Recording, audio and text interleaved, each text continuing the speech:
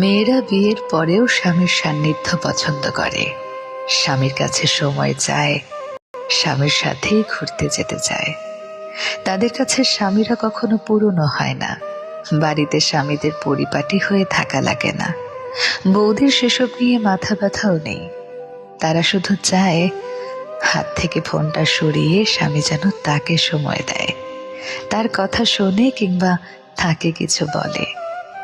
বাড়িতে হাজারটা কাজ করার পরেও স্ত্রীরা গল্প করতে ক্লান্ত হয় না, বরং সারাদিনের কথাগুলো বলার জন্য হাঁসফাঁস করতে থাকে।